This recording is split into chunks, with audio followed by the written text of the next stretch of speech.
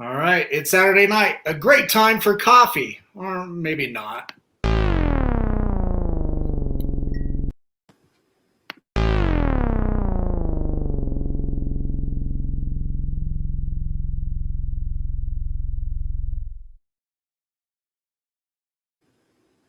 All right, this is another COFOH Live Undead. I'm your host, Daniel Crosier, and we are here with the amazing Victoria Price. But first...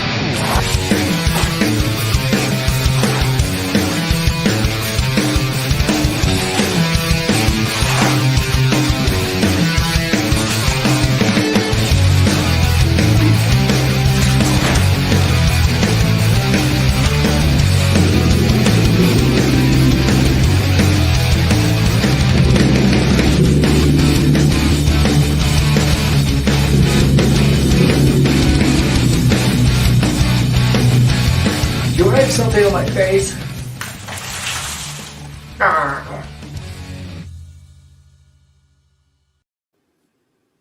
Victoria, how are you? I'm good, but now I'm worried that when I come to Colorado, somebody's going to throw pink paint all over me. Oh, no, just me. Just me. Okay. It's probably safer if you just stand away from me. Good to know. Of course, we're all standing at least 6 to 8 feet apart from each other right now anyway. So excellent. Yeah, exactly. And masked too. So right. So we can all be cool little superheroes. Awesome. I know. I'm excited about that. I have this Vincent Price mask. It looks nothing like him. I look like Rene Aubergenois. Remember who he was? That actor. He was on Benson, that TV show. Nothing like my head. Oh my gosh. Oh, that's so cool. I would love to see that mask. It's Creepsville 666 sells it, and it's really fun. But when I'm wearing it, I don't look like my dad. Oh man, that's hilarious. Yeah. So yeah, we can't wait to have you for COFOH for the Colorado Festival of Horror here in Colorado this coming September 10th through the 12th. So it'll be great to see people in person. Very well distanced and masked. I'm excited.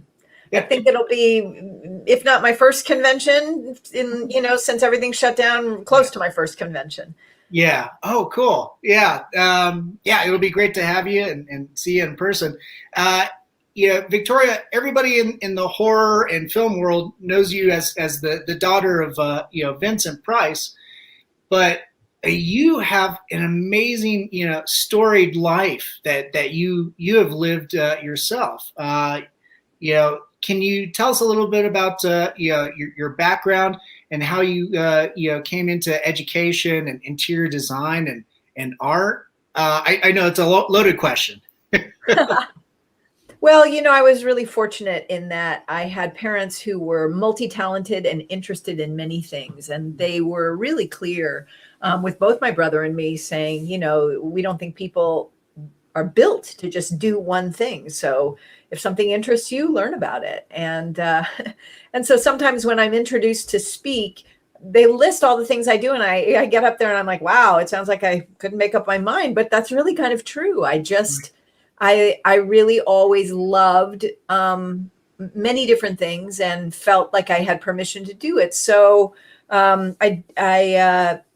right now, I would say the things that I do mostly since the pandemic, obviously the public speaking, which has been a big part of my life, has turned virtual. But, I'm really fortunate because I had a background in design through my mother, and I stopped doing design about 5 years ago. Okay. Because I really felt it was kind of a consciousness shift. Mm-hmm. I felt like there was so much money being spent on stuff, and it didn't feel good to me anymore. Okay. And it's hard to make a living as a designer if you don't encourage people to get stuff or build houses, but it just didn't feel right to me. And so that was around the time that I became a nomad. And I was fortunate in that, I did a few design jobs for clients I'd had in the past, but I did a lot of speaking, a lot of appearances. I wrote 2 books during that time. I lead workshops and tours, but I began realizing that all the things that I had learned how to do, because many, many years ago, I had a background in print advertising. I was in charge of all the print advertising for most of the independent studios and also TriStar at the time. So I had this background in that, and I thought, I've learned how to do all these things by myself. And I look at entrepreneurs or nonprofits or creatives, and they're overwhelmed and often sort of disillusioned by social media and how to brand themselves without feeling ooky, And so I began doing something that I called holistic branding. And I was sort of moving toward making that kind of half of the lane that I was on when the world shut down. And it just perfectly coincided, because when the world shut down, everybody needed to have an online presence. Right. And here was this thing that I thought was going to be half my lane, and it ended up becoming, more like most of my lane this last year and a bit. And it's been incredibly gratifying, because it's allowed me to do really interesting work with really interesting people, but do it remotely and use the skills that I have. But the great thing about digital design is, first of all, I always work on, with what people can afford, because I don't work with corporations. It's all nonprofits, creatives, small business people. And so it's allowed me to do this really interesting work and it sort of be in different people's lives in a time of isolation. So that's been a real gift. Wow, that's amazing. With holistic, marketing, is that correct? Yeah, holistic branding, marketing. Really, I sort of call it like spiritual direction meets social media. I think it's so. Social media can be so dehumanizing. It can be addictive. Right. It has many, many benefits, but as certainly the media is now saying, and we're seeing, and documentaries are showing, it has a lot of problems. But you can't throw the baby out with the bathwater, and there's not a lot of alternatives. So how can each of us, use what is out there in a way that feels holistic? And I sort of begin with something many years ago, somebody told me, and I wasn't on social media at all. And somebody said to me, social media is a culture of generosity. And I was like, what? I was like, how is that? She said, well, think about it. It's, you like things, you share things, you click thumbs up on things. At its best, it allows us to support each other. Now, some of what we end up supporting sometimes is our addictions, like to buying things, or our woe is me scenarios. But at its core, there is this possibility to share the best of ourselves with one another. And so I've been really excited to be able to help my clients do that. And it's been a real gift. And it's made me really think about, in the coming years, since I'm enjoying it so much, how much time do I want to put into this going forward, even after it opens up? Because I'm really sort of dedicated to my clients at this point. And it's a gift. That's pretty amazing. Ooh, we got a little bit of an echo here. Let me see. I don't know if it's coming through on your side. No, I can't hear it. Okay. That's weird. Anyway, okay, I don't hear it anymore. So we shall proceed. Okay. Yeah, that's pretty interesting. What is, if you don't mind, and feel free to stop me. But what has been the response of your clients to that practice? I think it's been really gratifying to have the opportunity to talk with people and who have felt maybe stuck, or like they don't understand social media, or that there's all these things that they don't know how to do. Even when I did physical design, product design, interior design, design build, even when I did all of that, my goal always with my clients was for them one day not to need me. Okay. Because I think the reason people use designers, at least in that world, is because they're afraid that they don't have any taste or their house won't look as good as the next person's house. But I've found that, everybody knows what they like. And if you give them a little guidance and sort of help them realize that they learn how to see, it feels very empowering and liberating for them to think. I did worked on a project in Denver for a number of years, and she had a number of bathrooms. I can't remember how many, but when she got to the last one, she said, I hope you don't mind, but I did it myself. And I was like, no, that's fantastic. You have fantastic taste. Of course.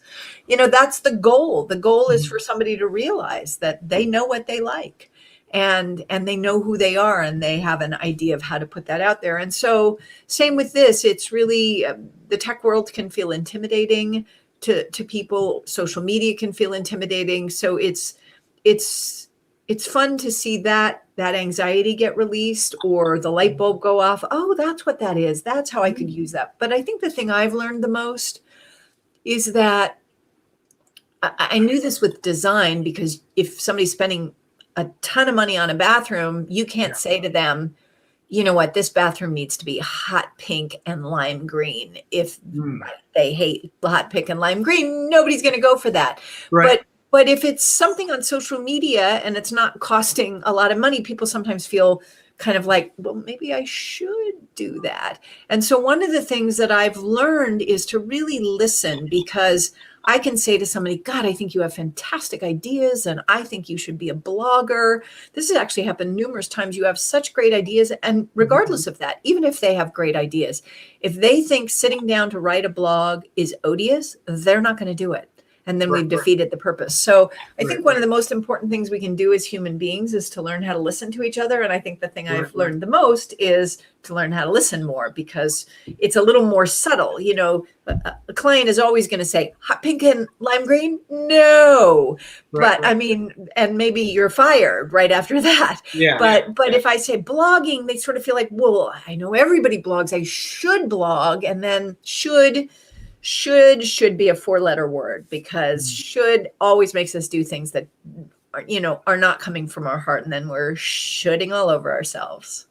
That needs to be a t-shirt. Stop shooting all over yourself. Right, exactly. Oh man. So it sounds like, with your clients, you're trying to teach them how to fish. I like that. Say what you mean by that. You're instead of, just providing, your skill set and that's it, you're showing them how to use what you have learned. Got it. Oh, I like that. Yeah.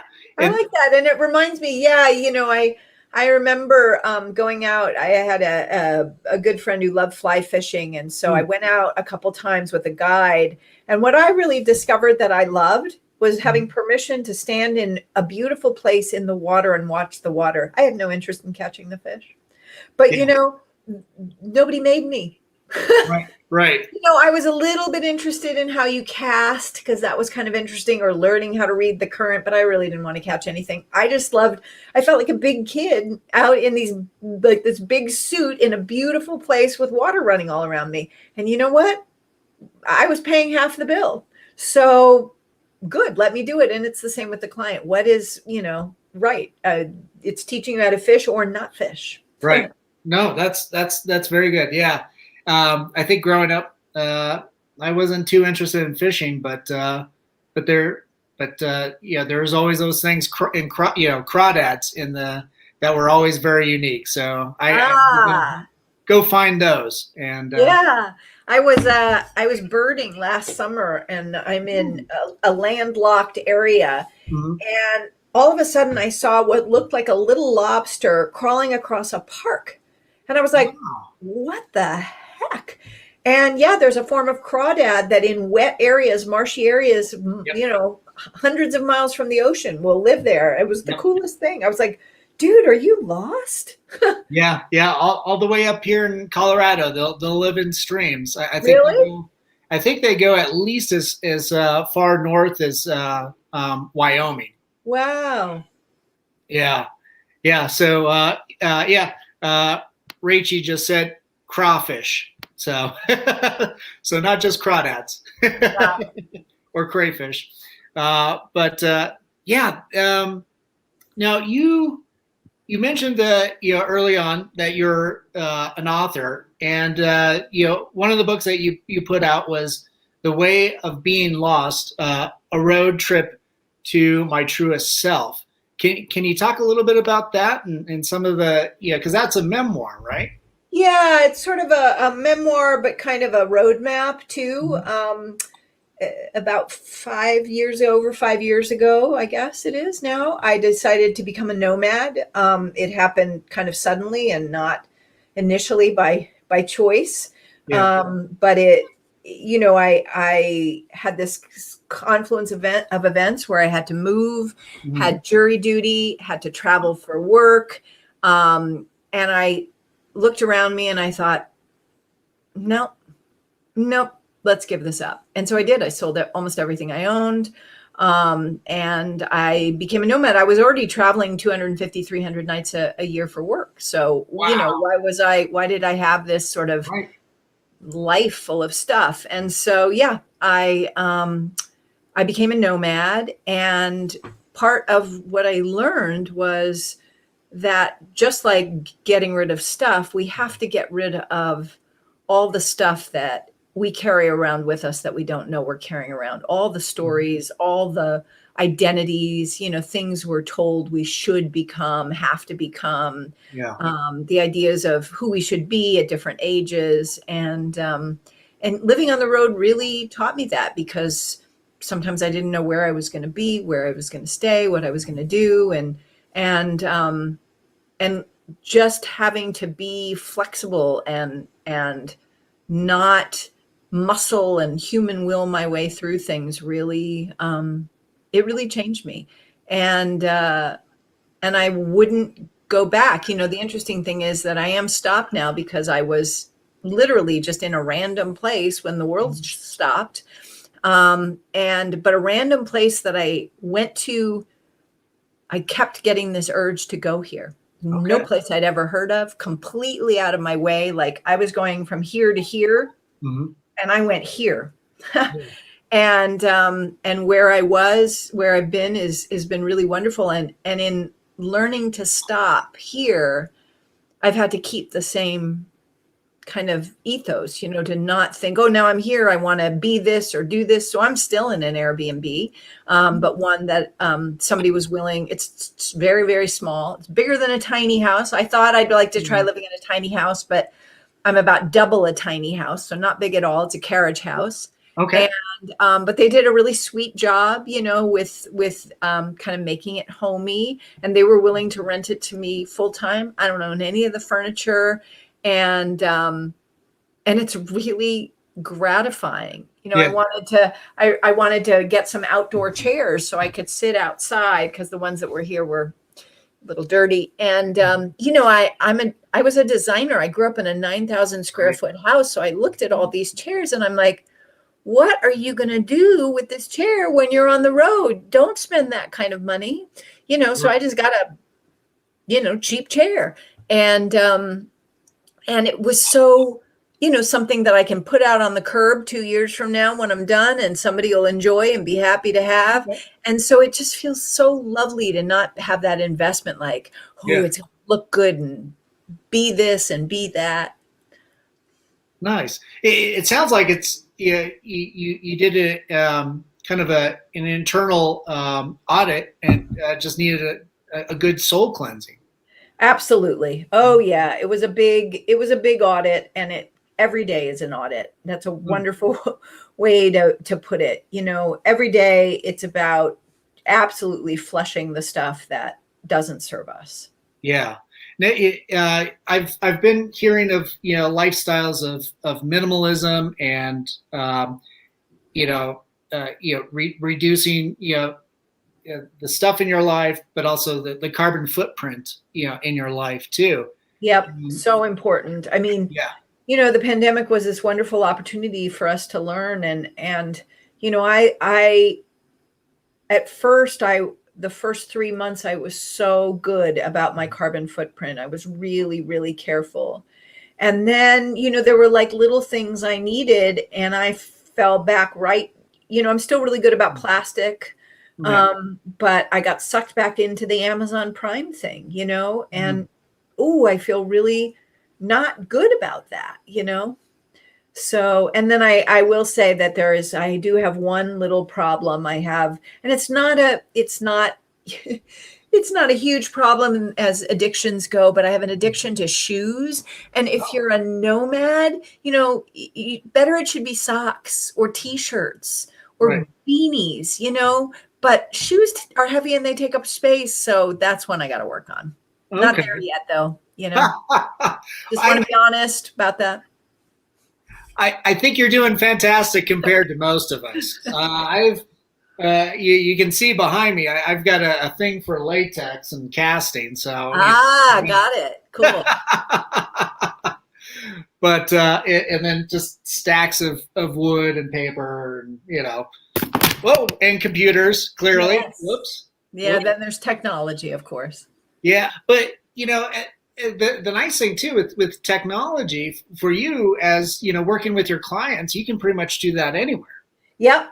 Yeah, and it's interesting because we all see how reliant we are. I had a design client, a physical design client, who grew up in West Virginia, Yeah. and she had a lot of horrible autoimmune issues from all the toxins in West Virginia. Ooh. And so whatever project we worked on, we always made sure we had the best vacuums and suction devices with HEPA filters. And she always had the best things to keep her house super, super clean. Well, I lived very close to her, maybe a mile away.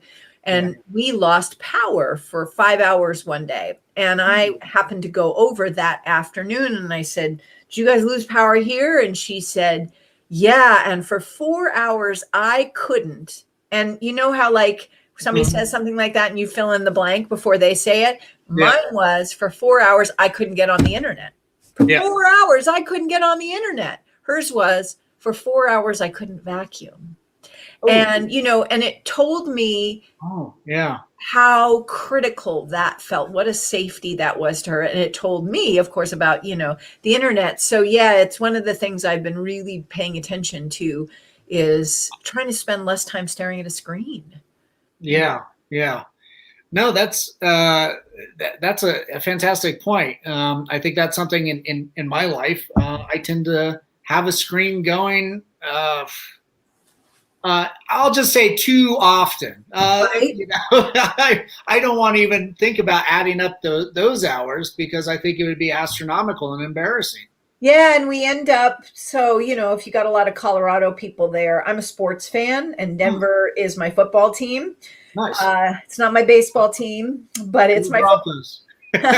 I'm a big Broncos fan. So last week, during the draft, I was like addicted. I'm watching the draft and like, are we going to get a quarterback? What's going to happen? And then I thought, oh my God, you've turned into like a crazy person.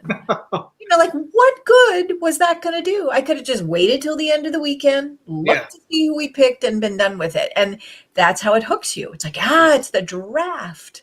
Yeah. When you catch yourself like that, do you have, are you able to identify it in that moment? And then it's like, yes, the question is, if I identify it, do I do something about it? Right? True. Do you correct that behavior? Yeah. Yep, exactly. Well, it was part of, back to my cheap chairs. It's part of where I got my cheap chairs, because I thought, I'm going to get up and go outside, even, go with my dog, sit outside, look at the blue sky. Yeah. I also, I'm going to do a little gardening here, because gardening is something, you can go and sort of clear your head. So, and I'm a walker. I walk probably 5 to 10 miles a day. So that's awesome. Yeah. I walk every morning for at least an hour and a half, and usually at night, anywhere from half an hour to an hour and a half. So, and I have a bike. So I try to, go. Nice. But, when you're working online and you're behind, as I am right now, you don't have a choice. You got to sit and stare at that screen. Yeah, you got to knock things out. Now, so many of our listeners and viewers are they're horror fans. And of course, want to go back around and talk more about your upbringing with your father and your mother with Vincent Price, and what was it like as a child growing up with your dad as a film actor? Was it just like that's the day job? Right. Well, you grow up in Los Angeles, and it's like, I'm sure growing up in Detroit, it was probably very weird to meet somebody who wasn't in some way tied to the car industry, right? Who wasn't, even if you were a butcher or a dentist, most of your clients had to do with the automotive industry. It was the same thing in Hollywood. Right. Hollywood was, even though Los Angeles was gigantic, and I'm sure there are other industries based out of Detroit, just like there are in Los Angeles, Hollywood was certainly the biggest, or the most, pulled the most focus, was the most glamorous. And a lot of the kids I grew up with had parents in the industry. So you didn't think of it as abnormal at all. It really wasn't until I got away and I realized how the world looked at Hollywood. Yeah. There were things that struck me growing up that felt challenging. I didn't understand why we were treated better than other people. Simply, I mean, my dad was the loveliest person on the planet. He was kind, he was funny, he loved people, he always took time to talk to them. So in that sense, everybody wanted to do something nice for my dad. Yeah. But still, why should we get something that someone else shouldn't? That always seemed confusing to me. And it was one of the things that was problematic. And yet, you grow up in that world and you think, well, that's how it is. There are moments where you might want to take that for granted. And that's where my parents, my mother once pulled across 2 lanes of traffic on Sunset Boulevard because I'd said something that made her think I was, taking something for granted. And she said, do you know what a Beverly Hills brat is? And I was like, uh-huh. And she said, I will not raise a Beverly Hills brat. Don't you ever say something like that again. So, I knew what spoiled was, and I wasn't going to be allowed to be that. And thank goodness. That's not to say I'm not spoiled, but at least it's not as bad as it could have been. Right. Well, it sounds like it set you up to deal later in life with life's challenges. It did. I think that all the time. I'm so grateful all the time that I was told from the time I was very, very young, 7, 8 years old, that my mother didn't believe in inheritance. I wouldn't get any inheritance. I was told, that my father, nepotism was a dirty word in the film industry, and my father wouldn't recommend me to sweep the stage floor. It wasn't like the Hollywood I grew up in was not like it is now. You didn't have, I'm going to call so-and-so up. I remember when I was in college, I wanted a job learning something about the film industry. And I went to this college where different alums offered current students like help. And this was for a winter break. The college I went to had a 1-month winter break, and you could do a self-study thing. So, and if you were from California and you didn't want to be in Massachusetts in January, you did that self-study. So I decided to ask this alum if he would help me get a job. And he did. He helped me get a job on a movie he was working on in Santa Barbara. And I had an old friend from junior high in Santa Barbara that I could stay with. So I worked on this movie for a while. And I learned a lot. It was really fun. But somewhere in the middle of the process, he figured out who my dad was. And he was really upset. And he said, how come you asked me for help? I mean, your dad's way more famous than me. And I had to say to him, because my dad wouldn't recommend me to sweep the stage floor. I couldn't ask my dad for help, and that fortunately, assuaged him a little bit. But so I think my parents raised me to think whatever I wanted to do, I had to figure it out for myself. Mm-hmm. The funny thing is, we're talking about sports. There were certain things that I think I would have loved to do that, because my parents placed certain kinds of values on things, I would never have thought to do. I would have been a fantastic, I tell you right now, sports commentator, because I had one of those minds. Like if you said, How many sacks did Von Miller have in, 2016? It was there, I'd be like, and he came from this town in Texas and he likes fishing. And, I would have had the whole thing for you. And then, the injury happened on January 3rd. I had that kind of mind. Never occurred to me to do it. Never occurred to me. And I think to myself, why didn't I do that? It would have been so much fun. Not what I would want to be doing now, but how much fun would it have been to be a sports fan and get to do that? And I never thought to do it. I thought, well, sports is a leisure activity. Well, yeah, like now you can always start your own sports blog.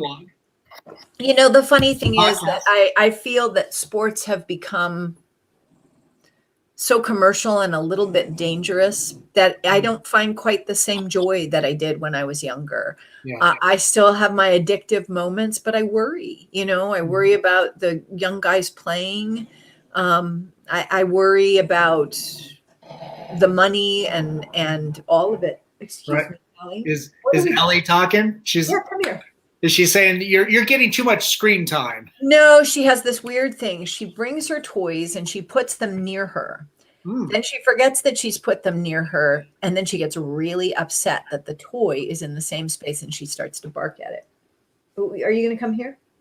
Come talk to the people. Come here. Oh no. Nice. Yeah, Steve just chimed in. This is why I don't watch sports at all. Yeah. No, it's really challenging. And,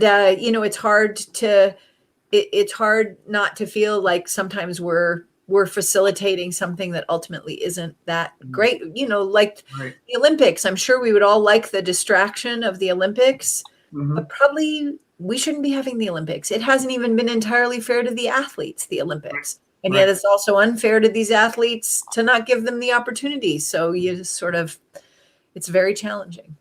To that point too, like with holding it in Japan, it might not be fair to the public in Japan. It could be right. No, exactly. I think there's many, many reasons, people are starting to question it.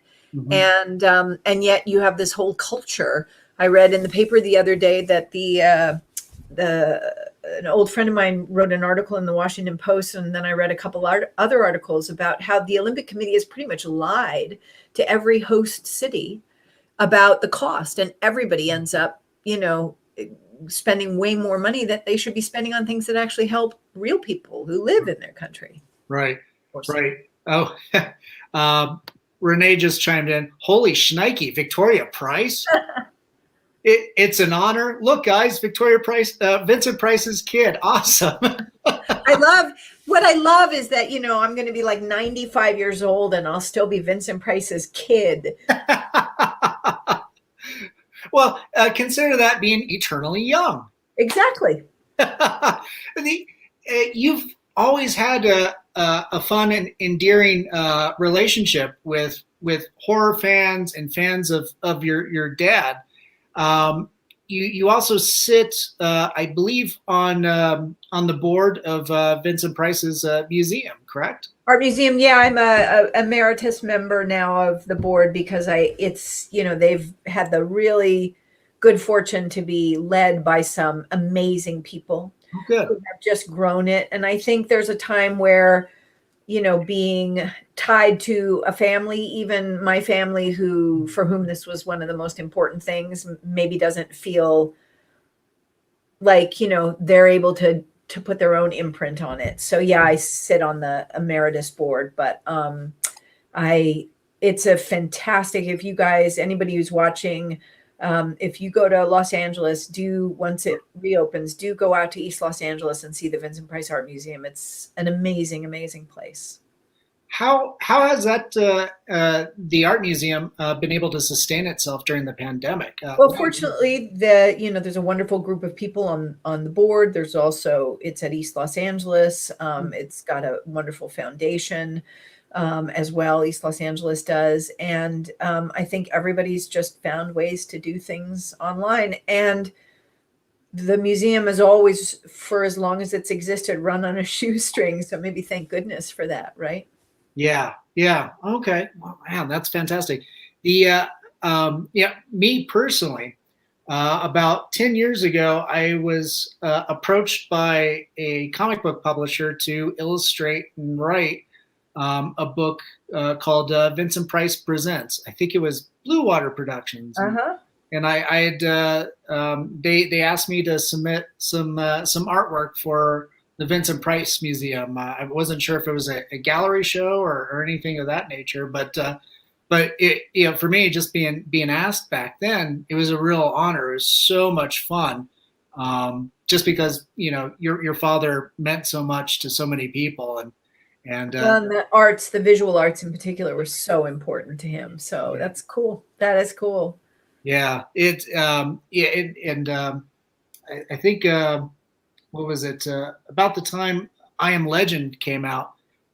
We were able to do a public screening of the original, Last Man on Earth, and um, oh shoot, I think I'm butchering the titles. I'm sorry. Oh, Last Man on Earth. Was that right? Okay. Oh, I'm getting it confused with Omega Man. I almost Yep. First was my dad in Last Man on yeah, Earth, then Charlton Heston in Omega Man, then Will Smith in I Am Legend. Yeah. yeah. Which So was the name of Dick Matheson's book. right, yeah. It was absolutely. It was the first time I ever saw that on a big screen. It was absolutely just astounding and gorgeous, especially with the just the black and white and yeah, having that wonderful nostalgia feel. But were you ever able to be able to watch your dad on the big screen and kind of get lost in the story, or was it always it's dad on the big screen? It depends. I'm a bigger fan of the older movies, so sometimes, I've gotten to see films like Dragon Wick, Hmm. Ooh, wow. or Laura on the big screen and really get lost in those. And then there are just others that are favorites, where I know what's going to happen and I look forward to it. Like, Yeah. you Uh, know, Fives. that's so much fun. In typically when you're engaging with fans, what's the usual question that you get asked? Oh, I suppose, was your dad scary? And he Oh, wasn't. He wasn't scary at all. yeah. That's one I get asked a lot. And I think fans are always really, really happy to hear.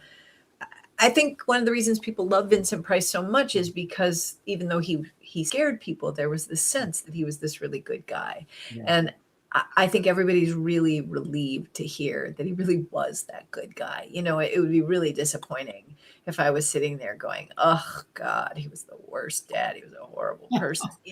And so people are relieved to hear how much I loved him and what a great guy he was, and that everybody thought that. Literally, I never met a person who didn't like my dad.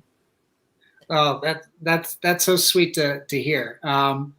Yeah, I remember. I think his last, on-screen performance was Edward Scissorhands, Yeah, and I believe you were in there too as a. yeah. Blink and you'd miss me, but yes. What were you able to be on set together? No, I filmed in Florida and he filmed in LA. Okay, yeah, because I think shortly after that he passed away. Correct? Yes, not long, but I did get to go to the premiere with him, and and we got to watch that together on the big screen at Fox. So that was really fun. Yeah, and almost everything was filmed in Florida. I do these live events, and Alan Arkin, who's an amazing guy, was one of our guests, and everybody said, "Oh, did you get to meet Vincent Price?" And he was like, "Nope," Yeah. because he filmed in Florida as well. Oh man, that's fantastic. Yeah, growing up, what was your favorite activities to do as a family with you and your dad and your mom? Oh, we had this early RV. It was sort of this like beige milk truck called a Clark Cortez. And my dad had been appointed by President Eisenhower to something called the Indian Arts and Crafts Board, which was part of the Department of the Interior. And it was about promoting and preserving the art of Native Americans. And so we would often go to different parts of the country and different reservations in this RV.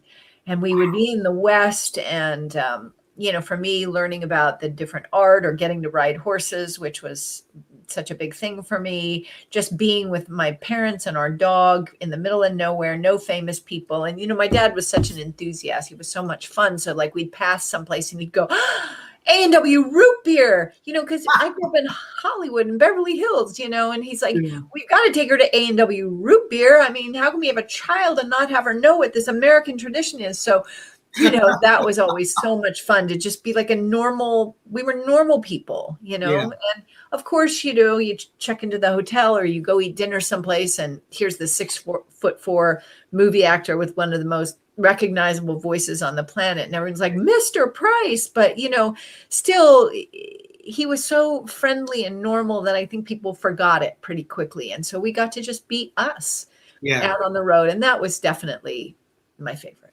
time. Oh, that's awesome. Recently, my girlfriend and I, we saw that the Muppet Show made it back onto Disney Plus. Yes. Of course, it's like we have to see the David Bowie episode. We have to see the Vincent Price episode and the Alice Cooper episode. And it's like, oh man, it was just so sweet.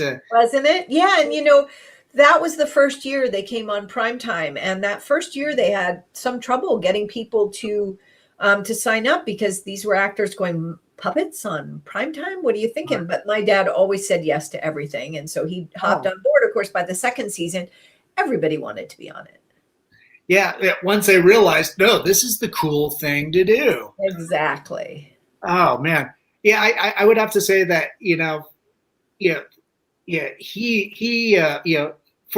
for me and fans, of course, he's incredibly timeless, his presence on screen and how you talk about him in growing up in real life. Such a sweet man.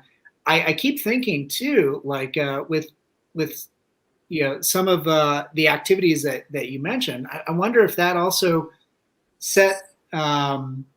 opened the gateway for you, going into like American studies and learning about art and everything like that. Oh yeah, absolutely. I grew up in a house that had an amazing art collection.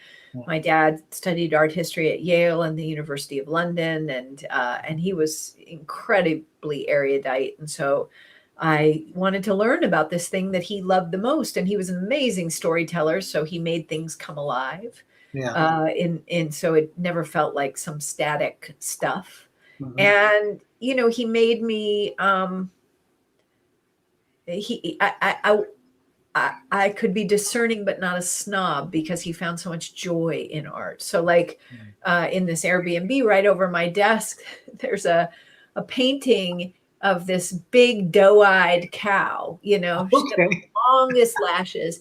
And I just find joy in her when I look at her, and is she fine, great art? No, but the people who put this Airbnb together, or the rest of the art is all abstract. That's the only representative piece. And there's just there's this kind of joy to this big cow that's sort of abstract with bits of newspaper and big, impastoed paint on her face. And she brings me so much joy. And I think, thank God I grew up knowing what good art is, but not being a snob, so that I could, I can discern, but not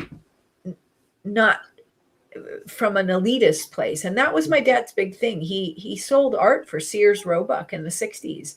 He bought something like, I don't know, I always get the number wrong, but like 20,000 or 200,000, something with a 2 in front of it, a ton of art all over the world.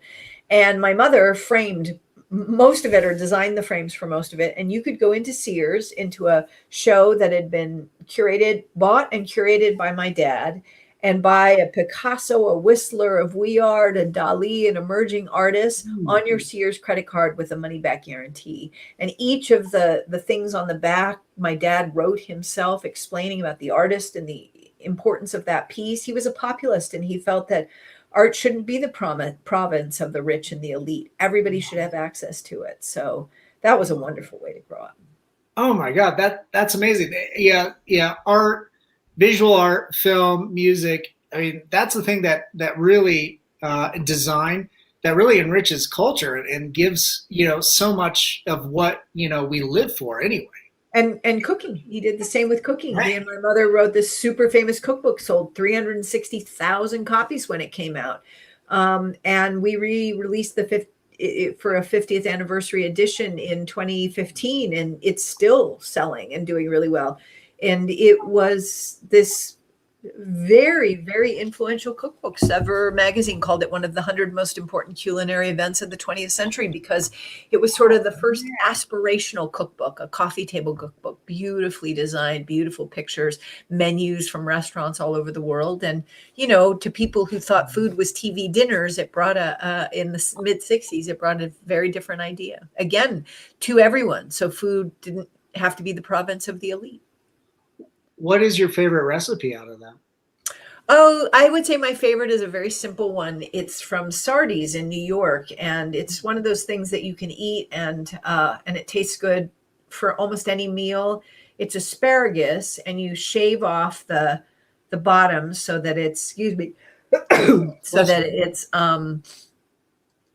kind of tender on the bottom, and then the stalk on the top, and then you fry 2 eggs in, and you put those either over easy or sunny side up, depending on how runny you like them. But so they're a little bit runny, and then a very thinly sliced sharp cheese like Grana Padano or Pecorino or something, and cracked pepper and a little cracked salt on top. And it is so, and maybe a little butter. It is so delicious. It just tastes, it's simple, but it tastes great. Oh, yeah. I like cooking with my girlfriend. She's introduced me to a wider palette of flavors because I'm basically a black pepper and salt type of person. So that sounds absolutely, delightful. Yeah. So I think, there's some amazing recipes in it. Oh, that's fantastic. Brett, who you know from Colorado Festival of Horror, right, chimed in. He was curious if you've seen Nomadland.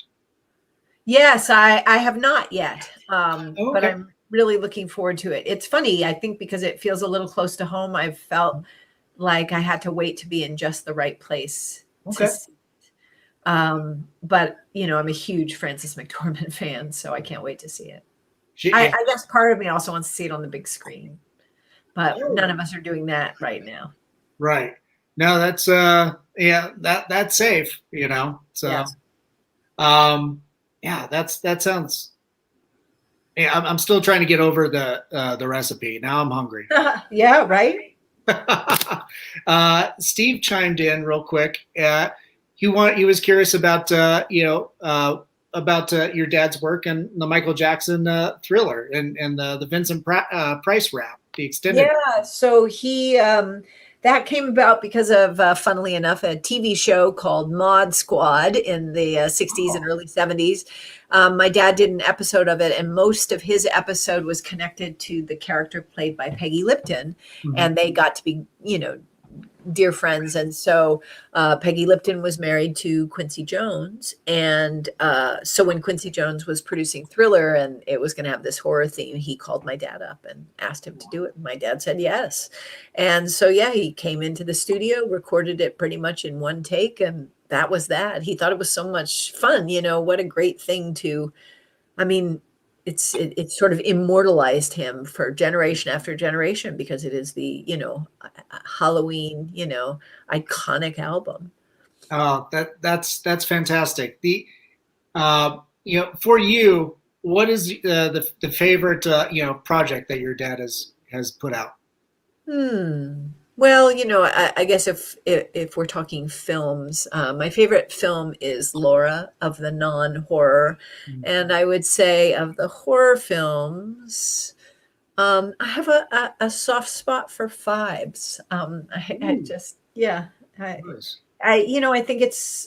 it was such a wonderful challenge for him to be able to have to act without his voice. Here's this man with this super famous voice having to act without his voice, and also it's tongue in cheek and funny.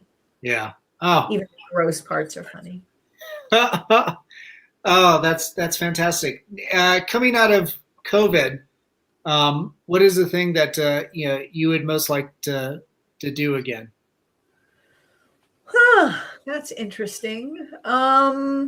Well, I mean, I'm supposed to be going to England for a series of events and appearances in October, and I love to travel. So, I think it'll feel kind of amazing to fly overseas again.